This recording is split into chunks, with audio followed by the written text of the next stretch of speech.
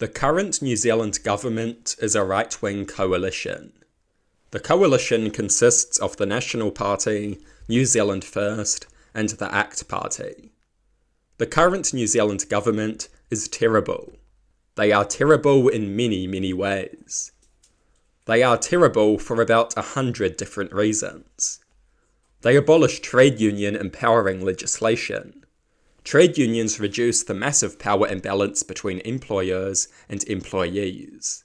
Trade unions give workers a chance to fight for their interests. The political right hates trade unions because the political right is funded by big money donations from business interests.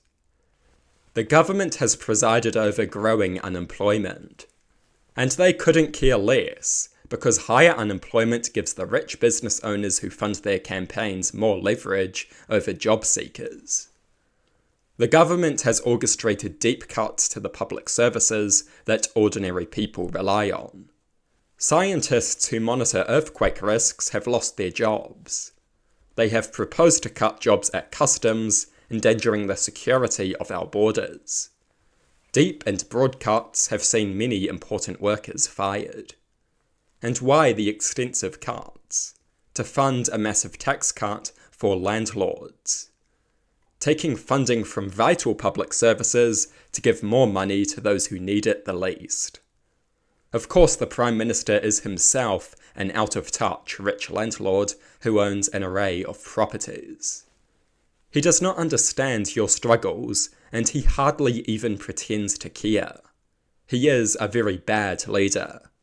He has failed to establish a vision for the country. He has failed to keep his ministers in line. David Seymour constantly challenges his authority. He has never made a strong argument. He does not seem to have any interest in governing. He is incredibly weak. Luxon is not leadership material. Far from it. The pilot's seat is empty. A bunch of donor-serving stooges rush around, looting the plane. Prior to the election, the National Party claimed they would keep the First Home Buyers Grant in place. Once elected, they abolished it. They lied. And they did not even have the decency to be honest and give people some warning. They abolished it without warning, catching many people off guard. The First Home Buyers Grant existed to give ordinary people a chance on a housing market full of rich buyers. National abolished it, and then they gave rich landlords a massive tax cut, helping them to accumulate even more property. It is disgraceful. It is indefensible. National and ACT spent years in opposition, going on and on about the debt and the deficit. Then they get into government and ran a budget with a deficit and increased the debt. A massive tax cut to landlords, more borrowing. Because serving their rich donors was more important than following their supposed values. It is pathetic. They have slowed minimum wage increases, ensuring that inflation continues to eat away at the minimum wage, ensuring that life gets harder and harder for working people. This is just another piece of an extensive anti-worker agenda.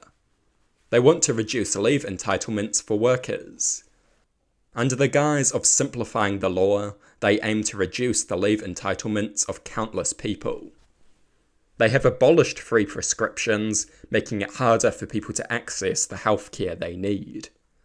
Numerous government ministers have a history of taking big money donations from the industries they are supposed to regulate. This is true of the Minister of Fisheries, Shane Jones.